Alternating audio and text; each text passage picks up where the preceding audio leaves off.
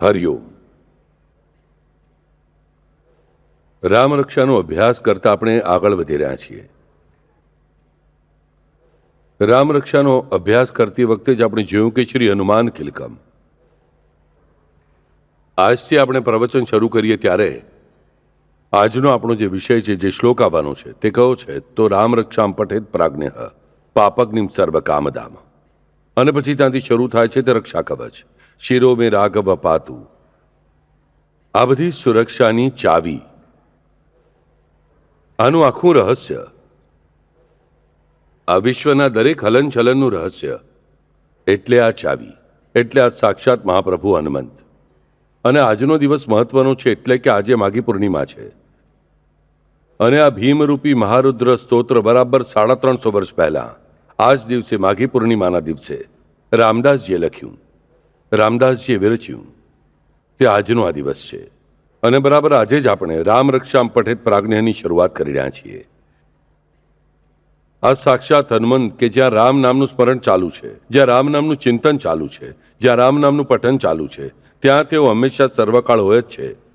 તે હનુમંતને રામદાસજીએ સાક્ષાત સંપૂર્ણ સ્વરૂપમાં સંપૂર્ણપણે ઓળખ્યા અને તે તેમણે આપણા સૌના માટે રજૂ કર્યું. આજે એ જ રૂપનું, એ જ ગુણોનું આપણે અવગાહન કરવાનું છે. હરિઓમ. હરિઓમ.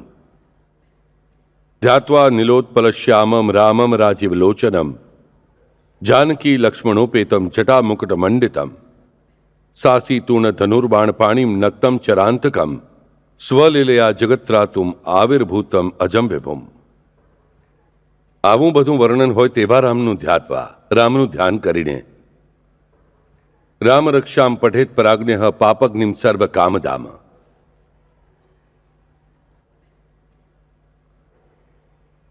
આ બે પંક્તિઓ ઘણી મહત્વની છે. જટા મુકુટ મંડિતમ એટલે જે જટા અને મુકુટ બંનેથી સરખા જ શોભે છે. જ્યારે જટા હોય છે ત્યારે મુગટ નથી, જ્યારે મુગટ છે ત્યારે જટા નથી. પણ રામ મૂળ કેવા છે? ભુક્તિમ ચ મુક્તિમ ચ.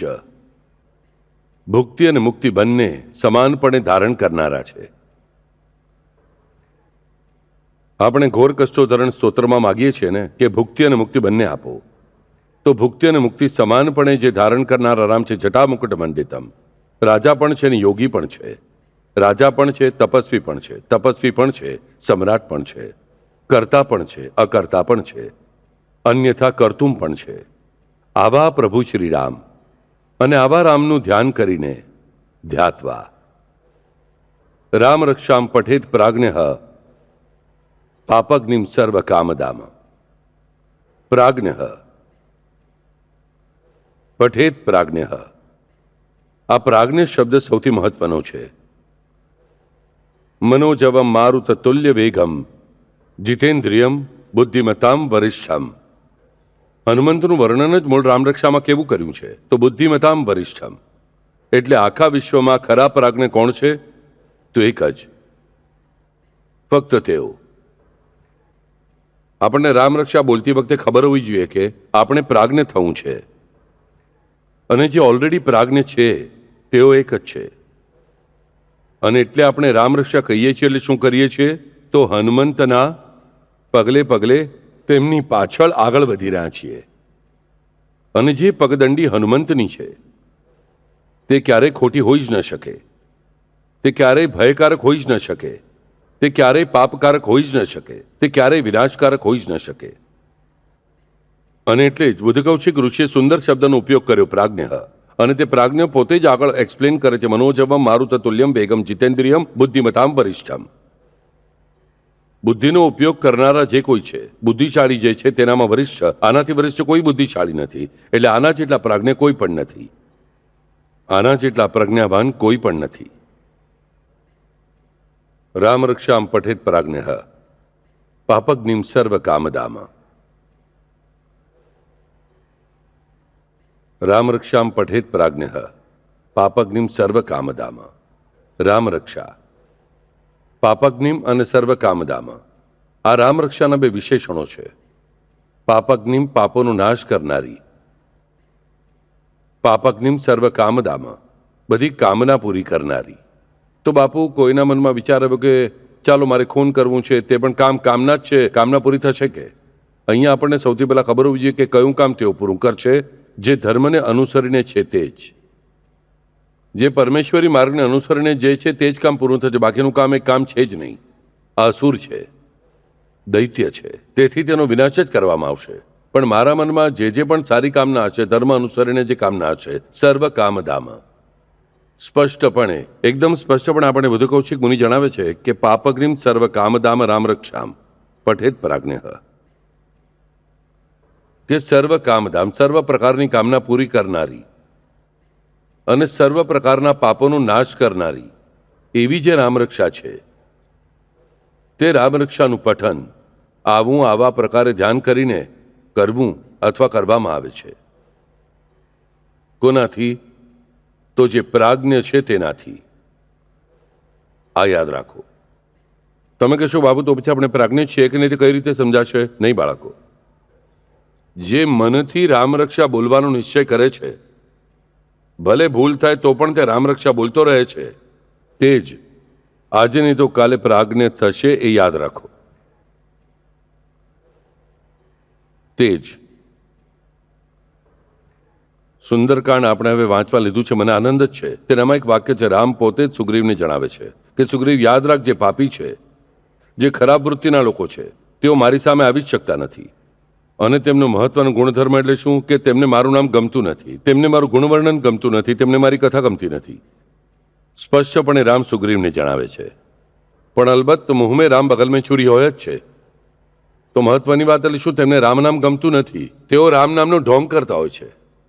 એટલે રામ નામ વિશે, રામરક્ષા વિશે મારા મનમાં પ્રેમ ઉત્પન્ન થયો છે, એટલે જ હું પ્રાજ્ઞ થવાને લાયક છું.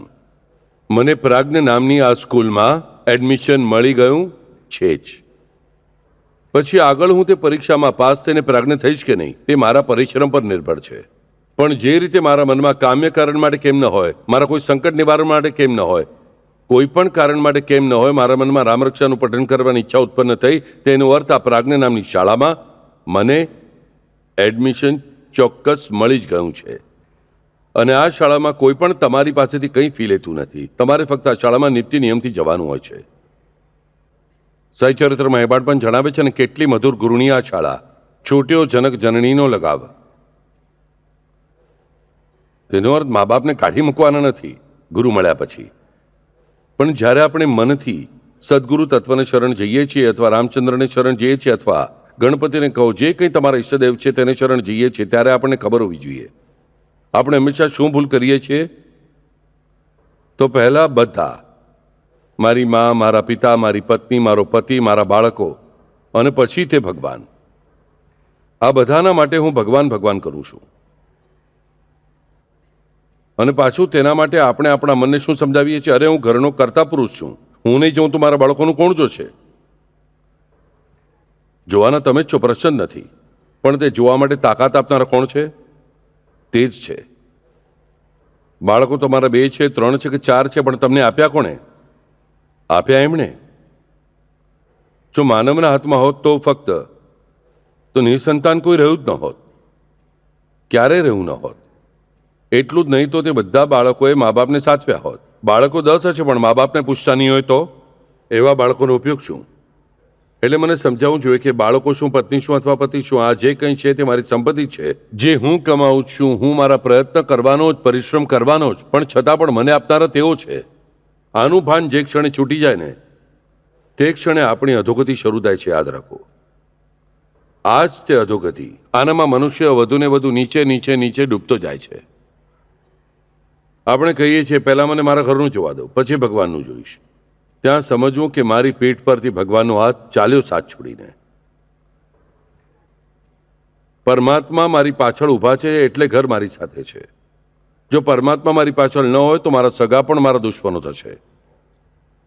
જો તે રામ મારી સાથે હશે, ગયા વખતે આપણે જોયું સુંદરકાંડનું જ ઉદાહરણ, હૃદય રાખવી કોસલપુર રાજા. હૃદયમાં રામનું ધ્યાન કરવાથી શું થાય છે? રીપુ કરે મિતાઈ, શત્રુ પણ મિત્ર થાય છે. ગરલ એટલે ઝેરનું અમૃત થાય છે. પણ જો રામ મારા હૃદયમાં ન હોય, રામ મારી પાછળ ન હોય, તો મિત્ર પણ શત્રુ થાય છે. સંપત્તિ જતી રહે છે, પાઈ બીનું પાઈ, મળીશું ન મળીશું એવી પરિસ્થિતિ થઈ જાય છે. પરંતુ આજ આપણે સૌથી પહેલા શ્લોકમાંથી શીખવું જોઈએ કે આ બધું જે મારું મારું મારું મારું કહું છું ને, તે મારું ત્યાં સુધી જ ટકી શકે છે અને ટક્યું છતાં મને સુખદાયક સાબિત થઈ શકે છે જ્યાં સુધી આ રામ મારી પાછળ છે. જે ક્ષણે મેં રામની આંગળી છોડી, જે ક્ષણે મેં પરમાત્માની સદગુરુ તત્વની આંગળી છોડી, તે જ ક્ષણે સમજવું કે હવે મિત્ર પણ શત્રુ થશે. હવે જે મારી સંપત્તિ હું કમાઈશ કે હું કમાયો છું કહું છું, તે રહેશે અથવા રહેશે પણ નહીં, અને રહી છતાં પણ તેનો મને કંઈ પણ ઉપયોગ થઈ શકશે નહીં. આ મહત્વની વાત શીખવી અને પોતાને દ્રઢપણે ખબર હોવી એટલે પ્રાજ્ઞ થવાને પ્રાપ્ત થવું, લાયક થવું. અહીંયા જ આપણે સામાન્ય માનવ હંમેશા ભૂલ કરીએ છીએ. પહેલા તે પરમાત્મા, કારણ કે તેણે જ મને જન્મ આપ્યો, તેમણે જ મને પતિ આપ્યો, તેમણે જ મને આ પત્ની આપી, તેમણે આપણો પતિ પત્નીનો સંબંધ ટકાવ્યો, તેમણે જ આપણને બાળકો આપ્યા. આ બાળકોથી સુખ પણ આપણને તેઓ જ આપવાના છે. માનવના હાથમાં જો આટલી તાકાત હોત તો દરેક પોતાના બાળકને ભારતનો વડાપ્રધાન બનાવ્યો હોત. કોને સારું નહીં લાગે કહો પોતાનું બાળક વડાપ્રધાન થયેલું? દરેક મા બાપને લાગશે, પણ કરી શકે છે કે નહીં કરી શકે? સાદા 100માંથી 80 માર્ક મેળવવાના કે 90 માર્ક પણ આપણા હાથમાં નથી હોતું. તે બાળકને આપણે ટ્યુશન્સ લગાવીએ, આ કરીએ તે કરીએ, છતાં શક્ય નથી હોતું. તો પછી આ બડાઈઓ શેખીઓ શા માટે મારવી? અને આમાંથી જ આપણી પરમાત્માની આંગળી છોડી દેવાની પ્રક્રિયા શરૂ થાય છે અને આપણે પ્રાગને ઠરતા નથી, આપણે અનાડી ઠરીએ છીએ. પણ આપણને એવું લાગે છે કે હું ડાયો છું. અહીંયા આપણને બુદ્ધ કૌશિક ઋષિ જણાવે છે પ્રાજ્ઞ ફક્ત રામ રક્ષાનું પઠન કરે છે એટલે વાંચન નહીં.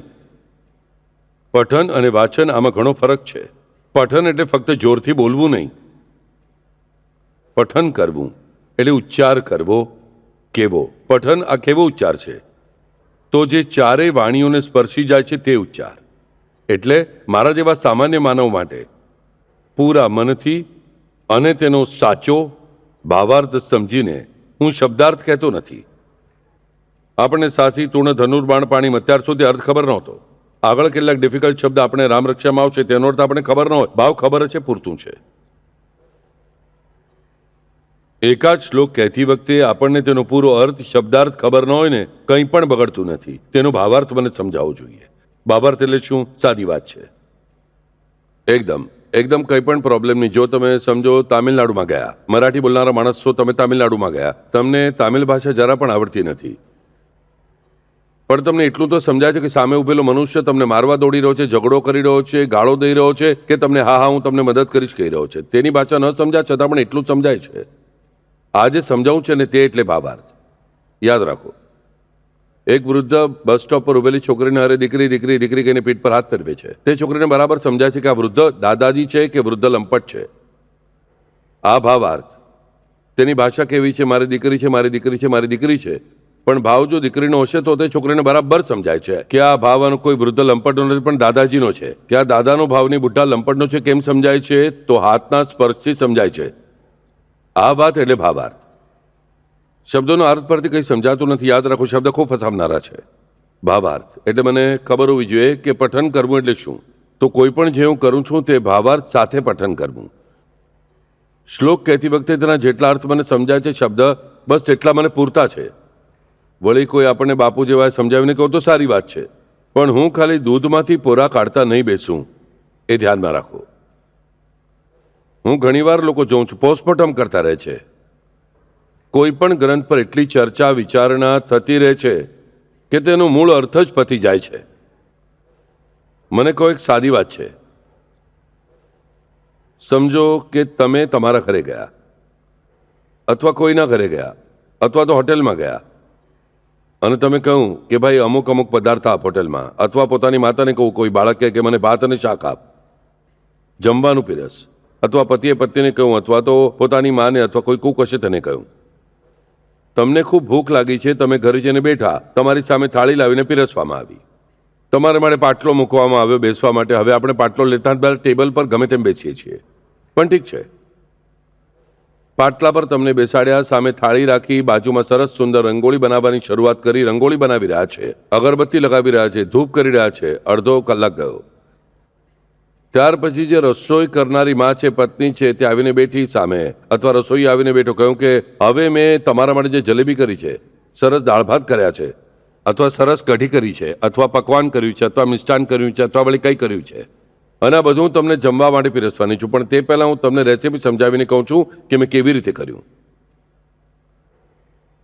અને 1.5 કલાક તે બૈરી કહેવું જોઈએ, અહીંયા બાઈ કહીને ચાલશે નહીં. તે બૈરી તમને રેસીપી સમજાવીને કહી રહી છે, મેં આવું લીધું, પછી પાટલા પર મેં આવું નાખ્યું, પછી મેં આવું 1 વાર 2 વાર 3 વાર 4 વાર 5 વાર 6 વાર એવું 108 વાર વાટ્યું. વિચાર કરો તમે છેવટે શું કરશો? તે થાળી લઈને તેના માથા પર જ મારશો. બરાબર. મહત્વનું શું છે? બાઈ, મને ભૂખ લાગી છે, ભૂખથી જીવ જઈ રહ્યો છે, મીઠું થોડું હશે તો વાંધો નહીં, હું ખાઈ નાખીશ, પણ તું મને જમવાનું પીરસ. સાદી વાત છે ને? તો પછી આજે આપણે ગ્રંથ અથવા જે કંઈ વાંચીએ છીએ તેનો ભાવાર્થ સમજી લેવાનો પ્રયત્ન કરો. કથા સમજી લેવાનો પ્રયત્ન કરો જો મને સમજાતો હોય તો. નહીં તો ભાવાર્થ સાથે ફક્ત બોલવાની શરૂઆત કરો. જે હોય તે થાળીમાં પીરસ. આજે મારી પરિસ્થિતિઓ છે ને ખૂબ ભૂખ લાગી હોય છે ત્યારે પ્રચંડ મારી સામે રંગોળી બનાવી રહ્યા છે, અગરબત્તી લગાવી રહ્યા છે, ચાંદીની થાળી રાખી રહ્યા છે, સોનાની થાળી રહ્યા છે. અરે છાપામાં પીરસ, હાથ પર પીરસ, પણ જમવાનું આપ. આ પરિસ્થિતિ મારી અધ્યાત્મ વિશે થવી જોઈએ, પરમેશ્વરના નામ સ્મરણ વિશે થવી જોઈએ. એટલે કહું કે ગ્રંથોનું પોસ્ટમોર્ટમ કરશો નહીં. બધો સમય વ્યર્થ થઈ જાય છે મારો, અને નકામો કૂચો થઈ જાય છે. અર્થ સમજવો એ સારી વાત છે, પણ તેના કરતાં પણ ભાવાર્થ સમજવો એ સૌથી વધુ આવશ્યક છે. અને આ જે ભાવાર્થ છે ને, આ ભાવાર્થ જ મારી પ્રગતિ કરાવે છે. શબ્દાર્થ મારી પ્રગતિ કરાવતો નથી, એ યાદ રાખો. શબ્દોના અર્થથી હું જ્ઞાની બનું છું, તો ભાવાર્થથી હું ભક્ત બનું છું. અને જ્ઞાન માર્ગ પર પતન ભય છે, આપણે હેમાંડ પણ વારંવાર સમજાવે છે. મારે જ્ઞાની બનવાનું નથી, મારે ભાવાર્થી બનવું જોઈએ. એટલે મારે ભાવાર્થ સમજવો જોઈએ. રામરક્ષા શબ્દમાં કોઈ પણ ભાષામાં લોકોને એટલું સમજાય છે, રામરક્ષા કરે છે સ્તોત્ર કહેવાથી. એટલો ભાવ મને સમજાયો ને, અને તે ભાવ મારો જો દ્રઢ છે તો પ્રોબ્લેમ નથી. કરે સમાધિ પૂરી તુજ આસ, જો મનમાં હો દ્રઢ વિશ્વાસ. તેનો અર્થ આપણે શું સમજીએ છીએ કે સમાધિએ જેને માનતા માનવાની 1.5 કિલો ખાંડ આપી, 5 કિલો પેંડા ધરી, જે કંઈ છે તે, અને મને લાગે છે તે માનતા નથી. બાબાએ સ્પષ્ટપણે જણાવ્યું છે, કરે સમાધિ તુજ પૂરી આસ, મનમાં જોહો દ્રઢ વિશ્વાસ. માનતા શેની લે છો? તો મારામાં દ્રઢ બુદ્ધિ રાખવાની માનતા લો. તે દ્રઢ બુદ્ધિ નહીં હોય તો જે આપણને મળવાનું હોય છે ને તે પણ મળતું નથી, એ યાદ રાખો.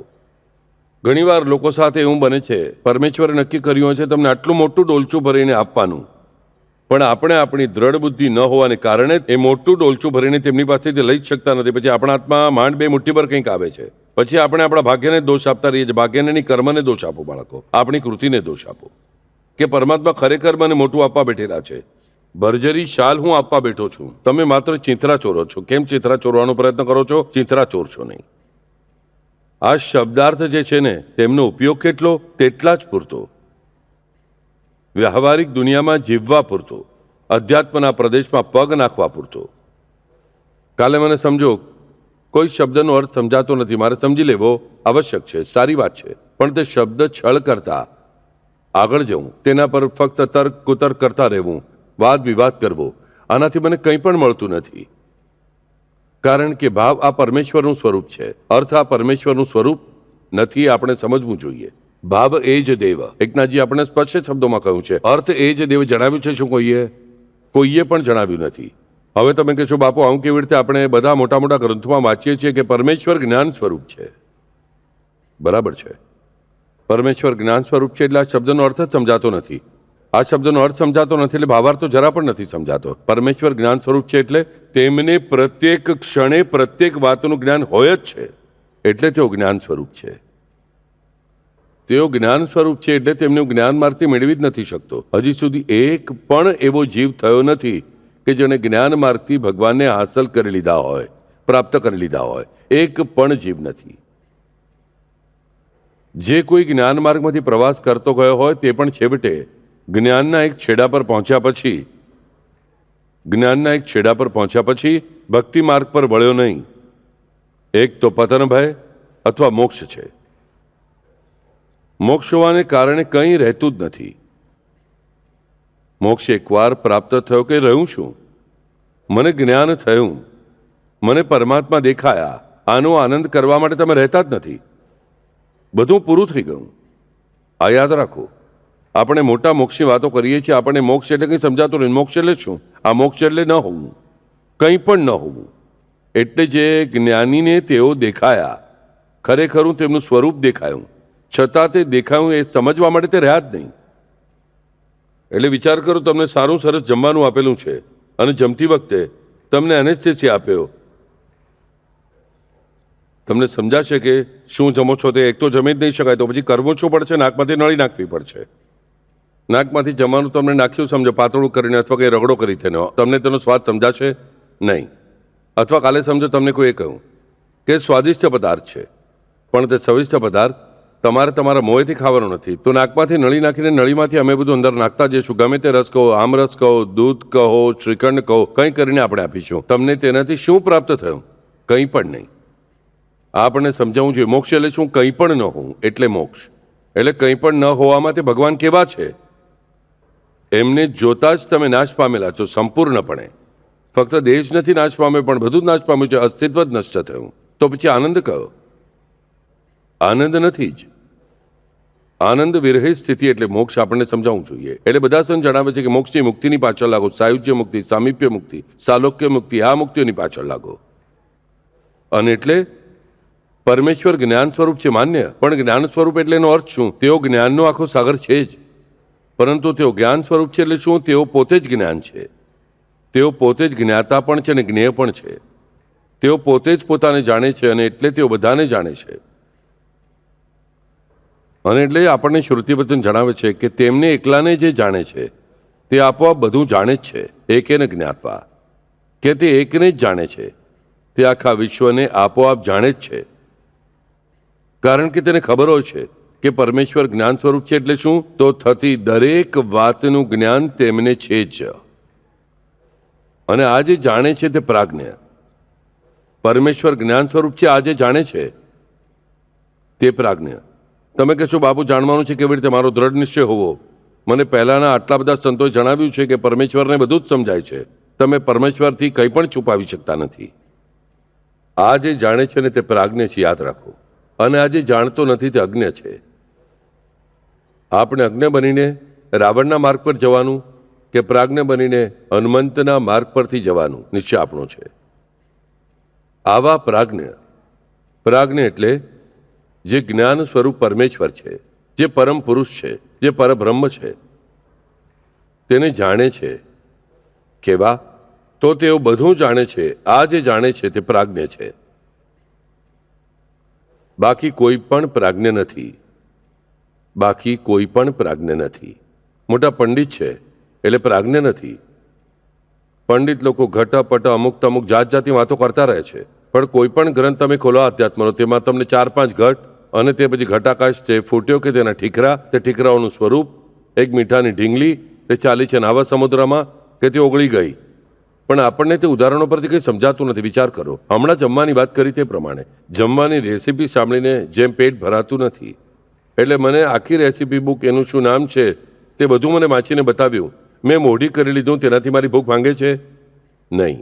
મારે રસોઈ કરવી જોઈએ અથવા કરાવીને લેવી જોઈએ અને પછી તે કોઈએ પીરસવી જોઈએ અને મારે ખાવી જોઈએ, ત્યારે મારી ભૂખ ભાંગવાની છે. આપણે આવા ગ્રંથોની પાછળ લાગીએ છીએ મૂર્ખાઓની જેમ. એટલે શું? આપણે રેસીપીની બુક મોઢે કરીને, રસોઈ કેવી રીતે બનાવી તેનું પુસ્તક મોઢે કરીને આપણી ભૂખ શાંત કરવાનો પ્રયત્ન કરીએ છીએ. ભૂખ શાંત થશે નહીં. આ આપણને નિશ્ચિતપણે સમજાવવું જોઈએ. અને એટલે જ આપણને ખબર હોવી જોઈએ કે રામરક્ષાનું આપણે પઠન કરવું જોઈએ. જો આપણને ખરેખર આ રામરક્ષાથી ફાયદો મેળવવો હશે તો તે આપણા જીવનમાં કેવી બનીને આવે છે? તો પાપજ્ઞ બનીને આવે છે. પાપજ્ઞ સર્વ કામદામ, સર્વ કામ આપનારી, સર્વ કામના પૂરી કરનારી એવી બનીને તે આપણા જીવનમાં આવે છે. અને કોના જીવનમાં આવે છે? તો પ્રાગને પઠન કરે છે ત્યારે જ આવે છે. તે મૂળની જ પાપજ્ઞ છે અને તે મૂળની જ સર્વ કામદા છે. મેં પઠન કર્યું એટલે તે સર્વ કામદામ બની નથી. મેં પઠન કર્યું, હું પઠન કરવાનો છું, મેં પઠન કરવાને કારણે તે પાપજ્ઞ થતી નથી, તો તે પાપજ્ઞ છે, તે સર્વ કામદામ છે. આ જાણીને મારે તેનું પઠન કરવું જોઈએ. આ પ્રાજ્ઞનો ત્રીજો ગુણધર્મ કે જે આ જાણે છે કે આ રામરક્ષા કેવી છે? તો પાપજ્ઞ છે, મારા બધા પાપોનો નાશ કરનારી છે અને મારી બધી કામના પૂરી કરનારી છે, પણ સત્કામના, ધર્મને અનુસરીને રહેલી કામના પૂરી કરનારી છે. આ નિશ્ચિંતપણે રાખીને જે રામરક્ષાનું પઠન કરે છે તે જ ફક્ત પ્રાજ્ઞ છે. જે ફક્ત આનાથી એક વાતનો વિચાર કરે છે કે મારા પાપનો નાશ કરનારી છે, તેના માટે તે કાર્યરત થતી નથી. જે કહે છે આ સર્વ કામદા છે, મારા કામ પૂરા કરનારી છે, તેના માટે તે કાર્યરત થતી નથી. જે કહે છે પાપકની પણ છે ને આ સર્વ કામદા પણ છે, તેને માટે પણ તે કાર્યરત થતી નથી. તો તે જાણે છે કે આ આવી જ છે. આ રામરક્ષા જે છે તે મૂળથી જ બધા પાપોનો નાશ કરનારી છે. આ મૂળથી જ બધી કામના પૂરી કરનારી છે. આ તેનો સહજ સ્વભાવ છે. રામરક્ષા કોઈ પણ બોલે, ખોટી બોલે, બે ચાર ઉચ્ચાર ચૂક્યા અથવા બધા ઉચ્ચાર ચૂક્યા છતાં પણ આ પાપગ્નિ જ છે અને આ સર્વ કામદા જ છે. આ દૃઢ નિશ્ચય જેનો છે ને તેના માટે તે પાપગ્નિ થાય છે અને સર્વ કામદા થાય છે. તે પ્રાજ્ઞ જેનો આ નિશ્ચય છે તે પ્રાજ્ઞ.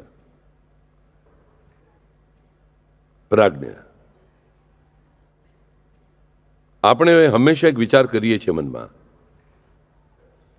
દરેક વખતે દરેકને એવું લાગતું હોય છે કે હું જેટલો હોશિયાર છું ને તેટલી મને સફળતા મળી નથી. એટલે જો જ્યોતિષી પાસે ગયા કે જ્યોતિષી પહેલા કહે છે તમારામાં જેટલી કુવત છે ને તેટલું તમને મળ્યું નથી, એટલે આપણે ખુશ.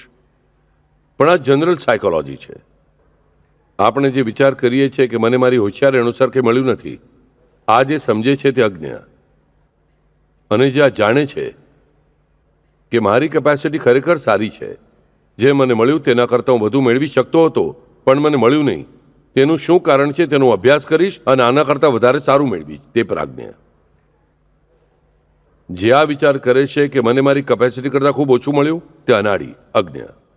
જે કહે છે મને મારી કેપેસિટી કરતાં જેટલું મળવું જોઈતું હતું તેટલું મેળવી શક્યો નથી, મારે વધુ મેળવવું જોઈએ પણ હું ચોક્કસ મેળવી શકું છું. ક્યારે? તેમના ચરણ પાસે રહીને, તેમનું નામ સ્મરણ કરીને, તેમનાથી સંપૂર્ણપણે કૃતજ્ઞ રહીને. આ જે જાણે છે તે પ્રાજ્ઞ.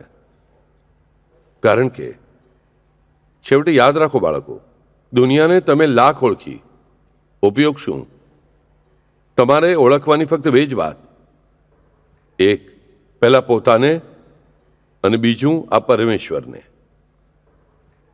જે ક્ષણે તમે પોતાને ઓળખી લો છો ને બાળકો, તે ક્ષણે તમારા 99% પ્રોબ્લેમ ઉકેલાઈ ગયા હોય છે, યાદ રાખો.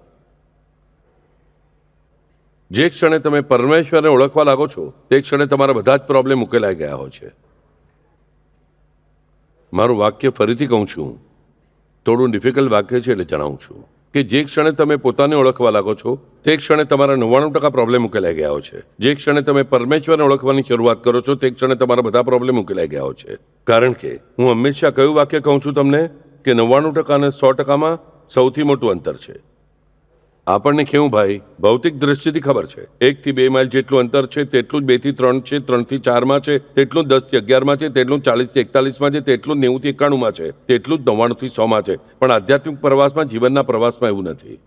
1 થી 99માં જેવડું અંતર છે ને તેના કરતાં ખૂબ મોટું અંતર 99 થી 100માં છે. હું આવું કહું છું ભાઈ, એકંદર 100 પોઈન્ટ મારે પ્રવાસ કરવાનો છે તો 1 થી 99, 1 પોઈન્ટ થી 99માં પોઈન્ટ સુધીનો પ્રવાસ છે, તેનો 100 ગણો પ્રવાસ મારે 99 થી 100 સુધી કરવાનો છે. એટલે વિચાર કરો કે પહેલા 99 સ્ટેશન પાસે છે, 99 પછી આવનારું 100મું સ્ટેશન માત્ર આ પહેલાના પ્રવાસના બમણા, ચોગણા, 5 ગણા, 10 ગણા અંતરનું છે. કારણ પોતાને ઓળખવું આ જ સૌથી મોટો પ્રોબ્લેમ છે અને પરમેશ્વરને ઓળખવાનો પ્રયત્ન કર્યા વિના ઉકેલાઈ શકતો નથી. આ જ સૌથી મોટી વાત છે. એટલે મને ઓળખવા માટે, પોતાને ઓળખવાને કારણે મારા 99% પ્રશ્ન ઉકેલાય છે, પણ પરમેશ્વરને ઓળખ્યા પછી 100% પ્રશ્ન કેમ ઉકેલાય છે? કારણ કે પોતાને ઓળખવાનો પ્રશ્ન પણ આપોઆપ ઉકેલાઈ જાય છે. એટલે પહેલા પરમેશ્વરને ઓળખવાનો પ્રયત્ન કરો, તેની સાથે પોતાને જેટલું ફાવશે તેટલું ઓળખવાનો પ્રયત્ન કરો. પહેલા પોતાને જાણી લો, હું કેવો છું, મારામાં કયા સારા ગુણ છે, મારામાં કયા ખરાબ ગુણ છે, હું શું કરી રહ્યો છું, મારે શું કરવું જોઈએ. આપણે કઈ ખોટી વાતોની પાછળ લાગીએ છીએ, કઈ સારી વાતો છૂટી રહી છે મારા હાથથી, આનો પહેલા વિચાર કરો. ખરેખર જણાવું છું બાળકો, તમે જો સારા પુરાણો વાંચશો તો સમજાશે કે મોટા મોટા ઋષિપદને પહોંચેલા લોકો છે, મોટા મોટા ઋષિપદને પામીને પણ તેમનું પતન થઈ, તેઓ અધમ યોનિએ ગયેલા છે. તો પછી આ પરિસ્થિતિ જો મોટા મોટા ઋષિઓની થઈ શકે છે તો આપણા જેવા સામાન્ય માનવનું શું ગજું? દુર્વાસા મુનિ એટલી મોટી પોઝિશન ગયા હતા અને છેવટે એક સ્તંભ નામનો કીડો બનીને તેણે જન્મ લેવો પડ્યો. આપણે કહીએ છીએ ને આ બ્રહ્મ સ્તંભ સુધી, આ શબ્દ આપણે વાંચીએ છીએ સાહિત્યચરિત્રમાં 2-3 જગ્યાએ. આ બ્રહ્મ સ્તંભ સુધી એટલે શું? બ્રહ્મદેવથી સ્તંભ એટલે સૌથી નાનો કીડો, સૌથી નાનો જીવ, ત્યાં સુધી બધું કંઈ એક જ છે. દુર્વાસા મુનિને તેમણે કરેલી ખોટી વાતને કારણે છેવટે સ્તંભ નામના કીડા સુધી જન્મ લેવો પડ્યો. અંબરીશા કારણે ગર્ભવાસ શોષીશી. ભગવાને ગર્ભવાસ સ્વીકાર્યો અંબરીશ માટે, તે દુર્વાસા મુનિની તકલીફને કારણે. પણ દુર્વાસાને માત્ર કેટલા કરવા પડ્યા? આ પરમાત્માને 9 જન્મ લેવા પડ્યા. તો દુર્વાસાને કેટલા? સ્તંભથી આગળ એટલે 84 લાખ યોની પાછી. આ વિચાર કરો, 84 લાખ યોની પાછી. કીડા સુધીનો પ્રવાસ તેમને પાછો કરવો પડ્યો. આ મોટા મોટા ઋષિ વિશ્વામિત્ર મેનકાની પાછળ લાગ્યા અને એક ક્ષણમાં પતન થયું. જેણે ગાયત્રી મંત્રનો ઉચ્ચાર પહેલીવાર દુનિયાને આપ્યો તે ઋષિનું પણ પતન થઈ શકે છે. યાદ રાખો બાળકો, કોઈ પણ અપવાદ નથી. કોઈને પણ લાગ્યું કે હું ખૂબ મોટો થયો, નહીં બાળકો. જ્યાં સુધી સંપૂર્ણપણે અહંકારનો નાશ થતો નથી, વશિષ્ઠનો તે થયેલો છે. તેના પછી વશિષ્ઠ જ્યારે આ વિશ્વામિત્રનું પતન જુએ છે ત્યારે વશિષ્ઠનું મન દ્રવી ઉઠે છે કે આટલો મોટો ગાયત્રી મંત્ર દુનિયાને આપનારો આ ઋષિ, પણ આનું પતન થયું પૂર્ણપણે. મેનકાની પાછળ લાગ્યો. આટલો અધર્મી થયો જાણ્યા પછી વશિષ્ઠે એમને વધારે ને વધારે સુધારવાની પાછળ લાગે છે અને છેવટે તેમને તેઓ બ્રહ્મર્ષિ બનાવે છે. આપણને સમજાવવું જોઈએ કે આટલી મોટી પોઝિશને ગયેલો ઋષિ પણ ખોટું કરવાથી કેવી રીતે એક જ ક્ષણમાં સંપૂર્ણ અધોગતિને જઈને પહોંચે છે. દુર્વાસા મુનિ સ્તંભ નામનો કીડો એટલે સૌથી જે નાનો જીવ છે તે નાનો જીવ બને છે. તો વિશ્વામિત્ર કઈ યોનિને જઈ પહોંચ્યા? મેનકાને કારણે તેમની બધી તપશ્ચર્યા ભંગ પામી, બધી તપશ્ચર્યા ગઈ અધર્મ કરવાને કારણે પૂર્ણપણે. વિશ્વામિત્રને ફરી પહેલેથી બધી સાધના શરૂ કરવી પડી. વિચાર કરો તો પછી આપણા જેવા સામાન્ય માનવોનું શું બાળકો? વિશ્વામિત્ર પાસે છતાં પણ થોડોક તો પુણ્યનો સંગ્રહ બચ્યો હતો અને વશિષ્ઠનું અકારણ કારુણ્ય, તેથી તે શ્રેષ્ઠ પદને પહોંચ્યા. સર્વદ્રશ્યથી સાયુજ્ય મુક્તિ પામેલા વશિષ્ઠે જે રામના સદગુરુ છે એવા વશિષ્ઠે વિશ્વામિત્રનો પાછો ઉદ્ધાર કર્યો. આપણને આ સાંભળીને સમજાવવું જોઈએ બાળકો સારી રીતે. અને જો આ દુર્વાસાની કથા, વિશ્વામિત્રની કથા છે તો આપણે દરેક પગલું સંભાળીને નાખવું જોઈએ. આ વાત ક્યારે ભૂલશો નહીં. આ પુરાણોમાંની કથાઓ આપણે સાંભળીએ છીએ અને પુરાણોમાંની કથા પુરાણોમાં છોડી દઈએ છીએ, તેવું થશે નહીં. આ કથાઓમાં આગળનાને ઠોકર, પાછળનો ડાયો અનુસાર આપણે શાણા થવું જોઈએ. કે વિશ્વામિત્ર, દુર્વાસા, આમની વાતો પરથી આપણે સમજવું જોઈએ. શતાનિક નામના ત્રીજા મુનિ છે. આ મુનિ 10,000 વર્ષ તપશ્ચર્યા કરે છે. તેને કારણે તેમને સાક્ષાત ગાયત્રી માતા દર્શન આપે છે. એથી ફૂલાઈ જાય છે અને પછી એ માગે છે શું? તો માતા. ગાયત્રી કહે છે માગ જે જોઈએ તે. તેઓ કહે છે માતા, મને આ વિશ્વમાં તારા જે બધા ઐશ્વર્ય છે તે મને જોઈએ છે, ષોડશ ઐશ્વર્ય. ત્યારે માતા કહે છે આ ષોડશ ઐશ્વર્ય જ્યારે મેં નિર્માણ કર્યા ત્યારે જ પ્રણ લીધું છે કે ષોડશ ઐશ્વર્ય આ પહેલું ઐશ્વર્ય છે. એક પ્રાપ્ત કરીને પછી તેની સહાયતાથી બીજું મેળવવાનું હોય, બીજાની સહાયતાથી ત્રીજું મેળવવાનું હોય. તેથી હું તને ફક્ત એક જ ઐશ્વર્ય આપી શકું છું, હું તને 16 ઐશ્વર્ય આપી શકીશ નહીં. તે ક્ષણે તેઓ વિચાર કરે છે કે તેમને ષોડશમાંથી એક જ મળવાનું છે, કારણ કે દરેક ઐશ્વર્ય મેળવવા માટે તમારે કષ્ટ કરવા પડે. વિના કષ્ટ એક પણ ન મળે. તો કયું માગીએ? તો તેઓ વિચાર કરે છે કે ફક્ત ધન મળવાથી કંઈ ફાયદો નથી, ફક્ત બુદ્ધિ મળીને કંઈ નહીં થાય, તેના કરતાં કીર્તિ મળવા દો. તેઓ તેમની પાસે કીર્તિ માગે છે. કીર્તિ નામનું ઐશ્વર્ય મળ્યું કે આપો આ બધું આવે જ નહીં તેનામાં, એવું તેમને લાગે છે. જેમ આપણે તે વૃદ્ધની વાત સાંભળીએ છીએ કે વૃદ્ધને ભગવાન પ્રસન્ન થાય છે. તે વૃદ્ધ આંધળો હોય છે. એની જગ્યાએ આપણે તો શું કર્યું, ભગવાન મને આંખો આપે એમ કહે. પણ વૃદ્ધ શાણો હોય છે. વૃદ્ધ શું કહે છે ભગવાનને? ભગવાન, હું મારા પરપૌત્રના લગ્ન જોઈ શકું એવા આશીર્વાદ આપો. પરપૌત્રના લગ્ન જોઈ છે એટલે આંખો પણ મળવી જોઈએ, વૃદ્ધના લગ્ન પણ થવા જોઈએ, તેને બાળક થાય, પછી પૌત્ર, પછી પરપૌત્ર અને પરપૌત્રના લગ્ન જોઈશ. આ વાત ફસાવનારી છે, યાદ રાખો. ભગવાન એમ ફસાતા નથી. રાવણ પણ ન ફસાવી શક્યો તેમને. રાવણે જ્યારે વર માગ્યું ત્યારે તેમણે જે વર આપવાનું હતું તે જ આપ્યું. તેમ શતાનિક જ્યારે વર માગે છે ત્યારે ગાયત્રી માતા બરાબર કરે છે. તેઓ કહે છે એક જ વર માગ.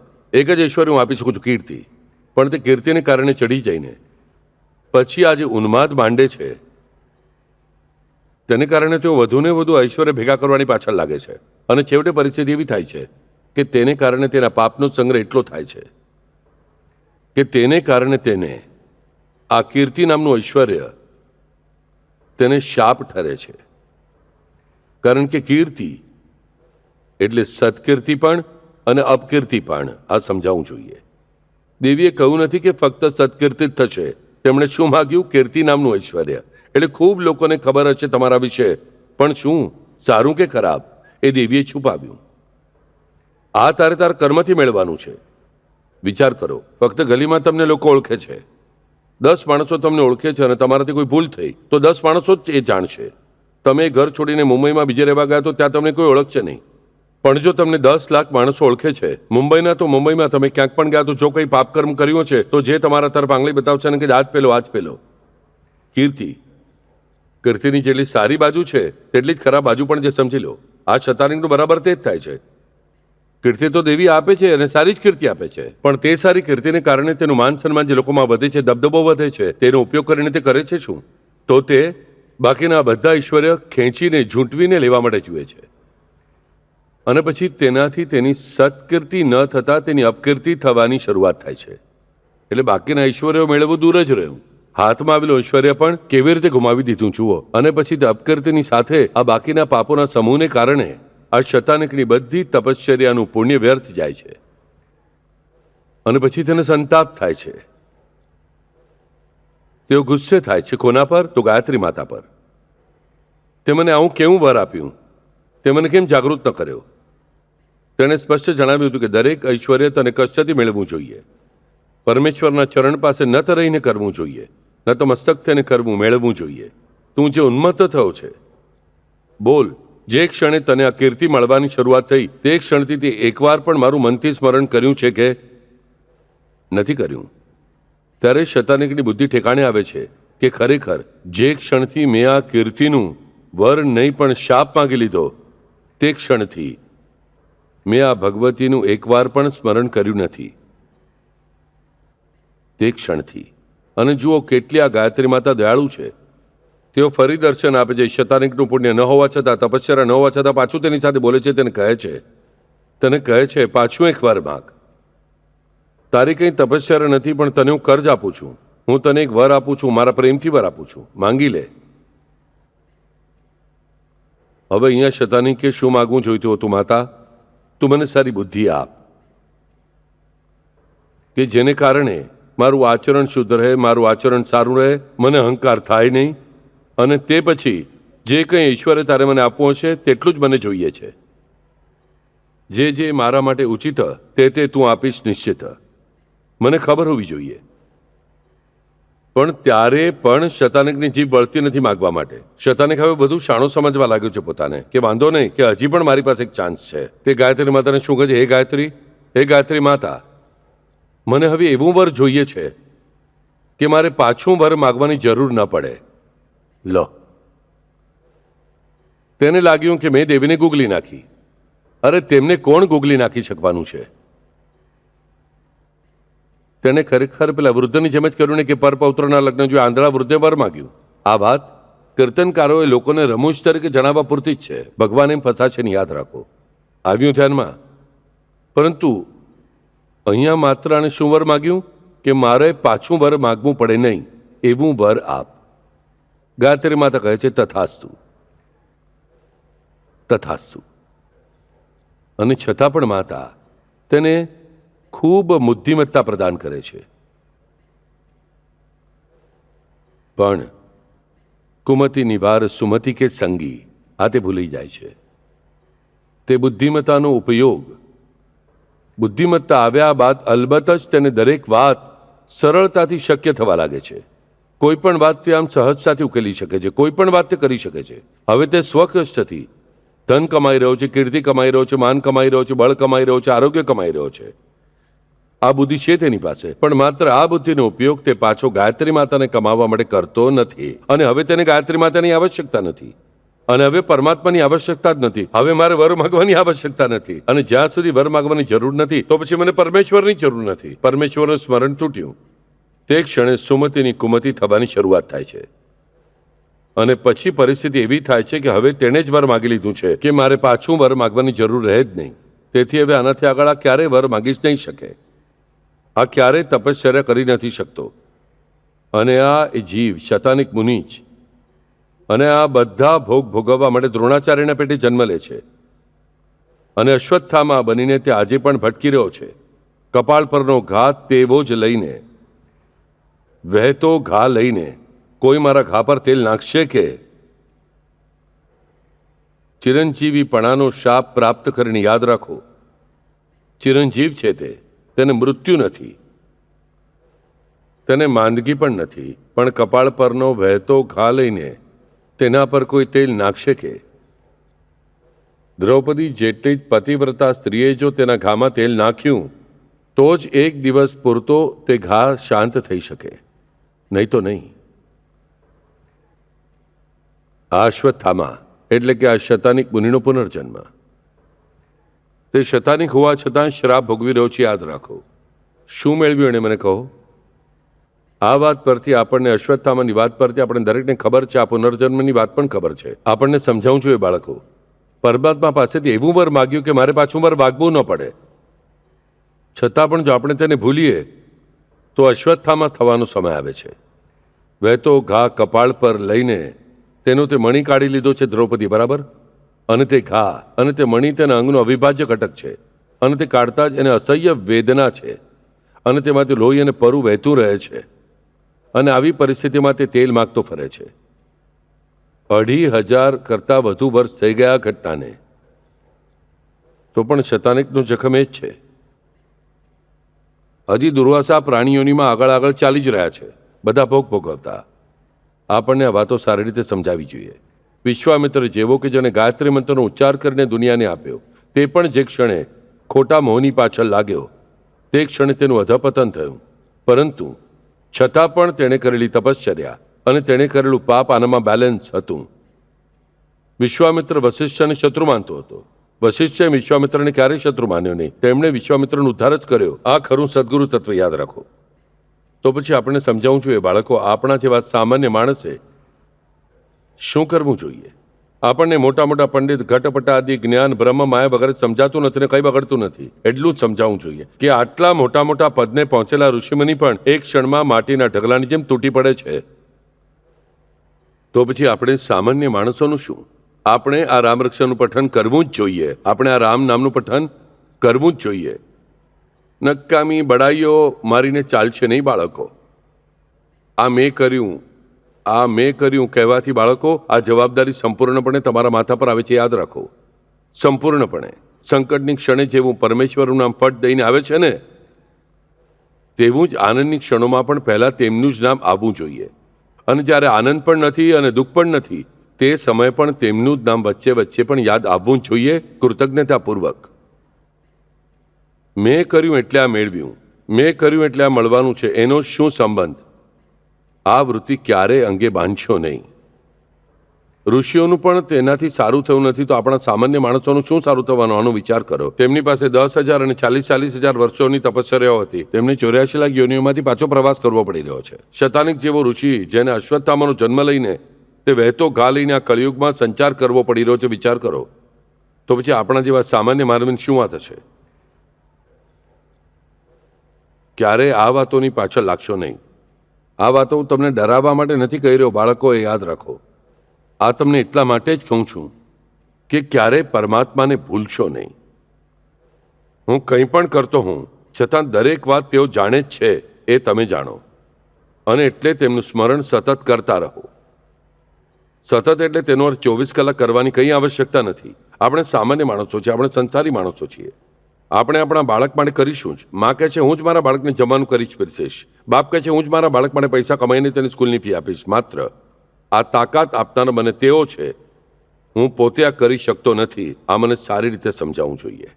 જો માનવ જીવ આટલો સ્વતંત્ર હોત, સાઈ ચરિત્રમાં આપણે જણાવ્યું છે સ્પષ્ટપણે, જો માનવ સ્વતંત્ર હોત અને પોતે કરતા હોત, તો તેણે ક્યારેય દુઃખ મેળવ્યું હોત કે મને કહો?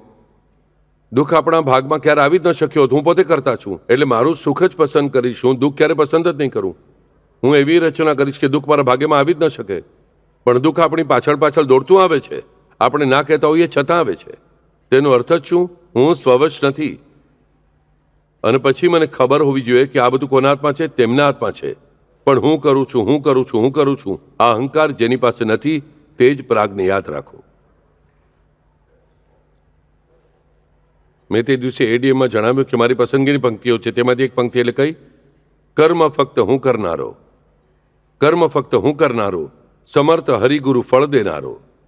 કર્મ ફક્ત હું કરનારો, સમર્થ હરિગુરુ ફળ દેનારો. એવો જેમનો દ્રઢ નિર્ધાર, એવો જેમનો દ્રઢ નિર્ધાર, થશે તેમનો બેડો પાર, થશે તેમનો બેડો પાર. બીજા કોઈનો બેડો પાર થતો નથી, યાદ રાખો. જે ફક્ત આ મનથી ધ્યાનમાં રાખે છે કે કર્મ ફક્ત હું કરનારો, સમર્થ હરિગુરુ ફળ આપનારો. જે કહે છે કે હું આ ફળ મેળવીશ. તમે કાલે લાખ કહેશો કે હું 1 કરોડ રૂપિયા કમાઈશ, હું 10 કરોડ કમાઈશ અને મારા બાળકોને કરોડપતિ બનાવીશ. તેમની જો ઈચ્છા નહીં હોય ને તો 1 પૈસો પણ મેળવી નથી શકાતો, યાદ રાખો. અને તેમની ઈચ્છા છે તો 1 કરોડ શું, તમે 1 કરોડ કહેશો તો 100 કરોડ તમારા બાળકો માટે ઊભા કરશે. પ્રયત્ન તમારે જ કરવાના છે. પણ મને માત્ર મારા મનથી આની ખાતરી હોવી જોઈએ.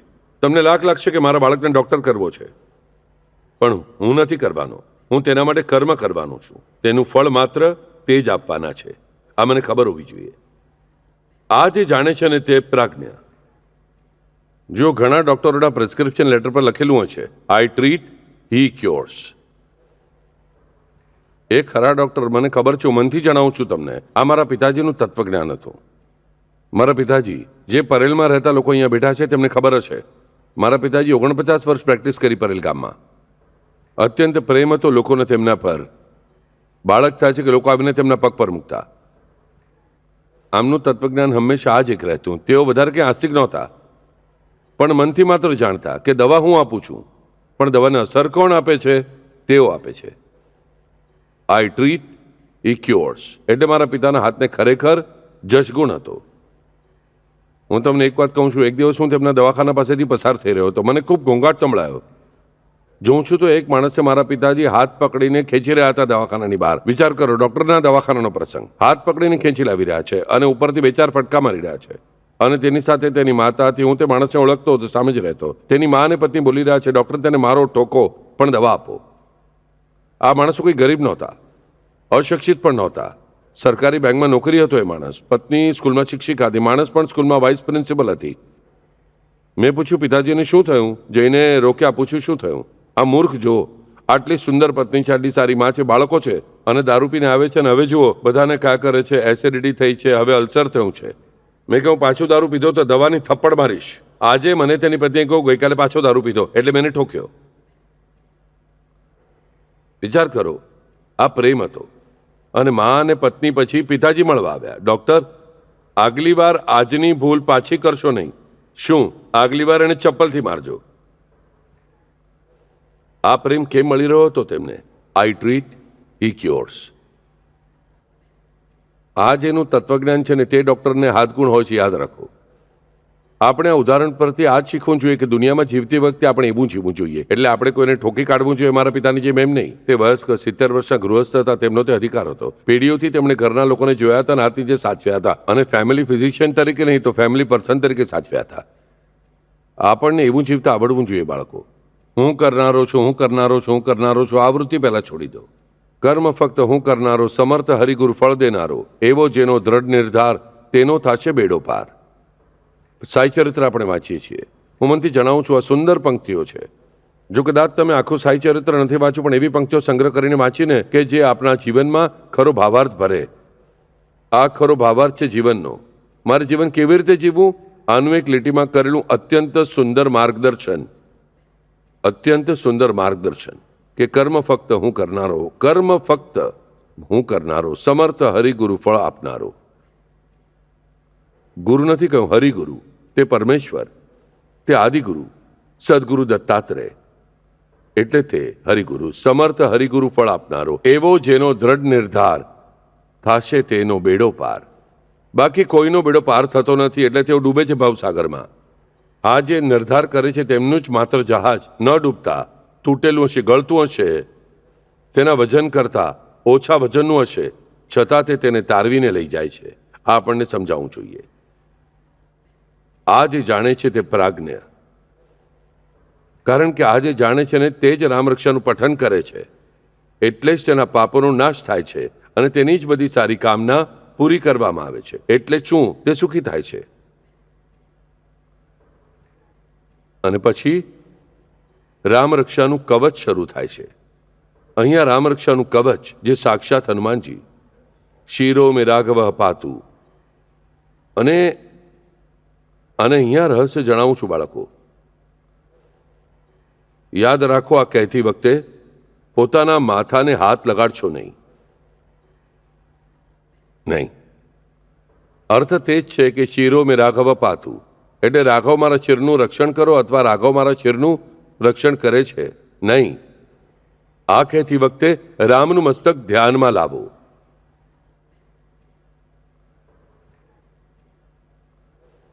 હૃદયમ જામદગ્નિ જીત કહેતી વખતે રામની મૂર્તિમાંનું રામનું હૃદય યાદ કરો. પાદવ વિભીષણ પાતુ કહેતી વખતે રામના ચરણ યાદ રાખો. જે પોતાના શરીરને જોઈને કહે છે ને કે શિરો મેં રાઘવ પાતુ, પાદવ વિભીષણ શ્રીદહ, સમજવું તેને ફક્ત 0.000000000000001% મળ્યું. જે રામની મૂર્તિ વિશે કહે છે કે શિરો મેં રાઘવ પાતુ, પાદવ વિભીષણ શ્રીદહ, તેણે સમજવું તેને કેટલું મળ્યું?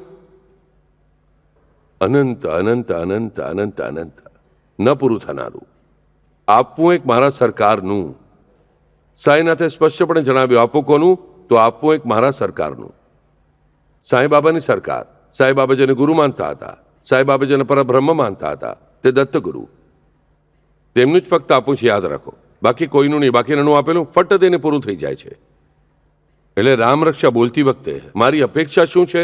તમે કહેશો બાપુ આપણે પોતાનું સંરક્ષણ કરવાનું છે. અરે પોતાનું સંરક્ષણ તમે કોણ કરનારા? તે રામ કરશે. તો પછી મનમાં તમે ઈચ્છા રાખો કે મારા મનમાં રામનું રક્ષણ થવા દો, અને મારા મનમાં રામનું રક્ષણ થયું કે મારું રક્ષણ થયું જ. અને એટલે ફોટામાંની રામની મૂર્તિ તરફ જોઈને કહો, શિરો મેં રાઘવ પાતુ. તે ક્ષણે શું થશે? તે જે શિર છે ને તે ફોટોમાં નહીં રહે, એ તમારા અંતર્ગત રામનું થયેલું હશે. એટલે તે રામ તમારી અંદર ઉતરેલા હશે. આ રહસ્ય યાદ રાખો. અરે માગવાનું જ પરમાત્મા પાસે, તો શતાનકની જેમ શા માટે માગો છો? માગવાનું જ રામ પાસે, તો જેવું તુકારામે માગ્યું તેવું માગો કે બસ તુકા મણે ગર્ભવાસી, સુખે ઘાલાવે આમાસી. કહીને જોઈએ ભગવાન તું અમને છોડી દઈશ તો ચાલશે, પણ હું તને છોડીશ નહીં. આ માગો. આ માગવામાં ખરું હિત છે તમારું. પારમાર્થિકની સાંસારિક હિત પણ તેનામાં જ છે. આ મનથી જણાવું છું. અરે સંસાર તમારે સુખનો કરવાનો છે ને બાળકો, છતાં પણ પરમાત્મા પહેલા માગો, પછી બાકીની વાતો માગો. ક્યારેય પહેલા બાકીની વાતો માંગશો નહીં, કારણ કે તે અશાશ્વત છે, તે ક્ષણભંગુ રહે છે, આવે છે અને પાછા જવાના. દેણે એક માજા સરકાર છે, તે જે દેવું સરતે ન સરતે કલ્પાંતી. કે જ્યારે તે મારા સરકાર જે છે, જે દત્તગુરુ છે, તેઓ જ્યારે આપવા માગે છે ને ત્યારે તે ક્યારેય ખતમ થતું નથી. એટલે પહેલા તે પરમાત્માને માગો, તે પરમેશ્વરને માગો, તે સદગુરુને માગો. આપણે સામાન્ય માણસો છીએ. આપણે આપણા બાળકોની નોકરી માટે પ્રાર્થના કરીશું, કરો જ. આપણે બાળકોના શિક્ષણ માટે પ્રાર્થના કરીશું, કરો જ. પણ તેના પહેલા પરમાત્માને માગો. કારણ કે આ મારી પત્ની, પતિ, મા, બાપ, બાળકો બધા કોના કારણે છે? તેમના કારણે છે. યાદ રાખો. તેઓ મારી પાછળ ન હોય તો આમાંની કોઈ પણ મને ઉપયોગી થતું નથી. અને છેવટે આ દુનિયામાંથી જતી વખતે બાળકો કોઈ પણ તમારી સાથે આવતું નથી. યાદ રાખો, કોઈ પણ આવતું નથી. કોઈ પણ નહીં. સંબંધીઓ પણ, પત્ની હોય, પુત્ર હોય કે બાપ હોય કે બહેન હોય કે ભગિની હોય, ચિતા સુધી જ. ત્યાં સુધી કે સ્ત્રીઓ સહગમન કરતી હતી, તેમની આત્મા પણ એકરૂપ તેને નહોતી જતી. યાદ રાખો, કોઈ પણ આવતું નથી. છેવટનો સાથી ફક્ત તે એક જ છે. અને જન્મ પહેલા કોણ હતું? માના પેટમાં આવ્યા તેના પહેલા ક્યાં હતા? ત્યારે કોણ હતું? આ મા હતી, આ બાપ હતો, આ પત્ની, બાળકો કોઈ હતું તમારી સાથે? કોણ હતું? તે જ હતા. જન્મના પહેલા પણ તે જ હતા, મૃત્યુ પછી પણ તે જ રહેવાના છે. આ જે જાણે છે અને પછી આ જ નક્કી કરે છે કે આ જન્મમાં પણ મારી મા, બાપ, પત્ની, બાળકો બધા છે, તેમની સાથે હું પ્રેમથી વર્તવાનો છું, તેમની બધી કાળજી લેવાનો છું, પણ ફક્ત આ જન્મ પૂરતા જ છે. અનંત જન્મોના જે મારા સાથી છે તેઓ પહેલા, તે મારા પહેલા અને પછી બધા. આ જેનો દૃઢ નિર્ધાર છે તે પ્રાજ્ઞ, તે જ ફક્ત એકમાત્ર પ્રાજ્ઞ, બાકી કોઈ નહીં. આપણે સામાન્ય માણસો હોઈએ પણ આપણે અજ્ઞ નથી, આપણે ચોક્કસ અનાડી નથી, કારણ કે આપણે આ સમજી લેવાનો ચોક્કસ પ્રયત્ન કરી રહ્યા છીએ અને કરવાના છીએ. હરિઓમ.